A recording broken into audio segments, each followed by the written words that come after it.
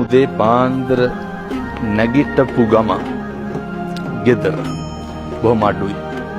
නැගිටපු ගමන් පුළුවන් තථාගතයන් වහන්සේට බොහොම පුංචි වීදුරුවක් අරගෙන වහන්සේට ඇල්ලතුර ටිකක් පූජා කරමු. පින් සිද්ධ වෙනවනේ පින්නතුනි. පින් සිද්ධ වෙන්නේ නැත්නම් පින් සිද්ධ වෙනවා. උදේ පාන්දර වතුර වීදුරු අරගෙන බුදුහාමුදුරුවන්ට පූජා කරලා අත් දෙක නළලට ගන්නකොට ඇතිවෙන හැඟීම මගේ බුදුහාමුදුරුවන්ට පැන් පූජා කරා. මේ ලෝකේ පෞද්ගලික වශයෙන් දන් දීලා ඉහළ මානිසංස ලබන්න පුළුවන් උත්තමයා මගේ තථාගත බුදුරජාණන් වහන්සේ. උදේ පාන්දර තථාගතයන් වහන්සේට පැන් ටික පූජා කරන ගෙදරක කලකෝලහල ඇති වෙන්න වෙලාවක් නැහැ.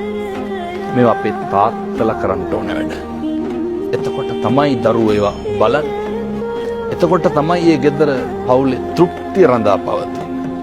ඕක හෙට ඉඳන් කරන්න. ඕක කරන්න පුළුවන්. ඕක බැරිකමද පින්නතුනි නොකරනකම. ඔකට විනාඩියක්වත් යන්නේ නැහැ. හැබැයි ආනිසංසය බොහොම ඉහළයි.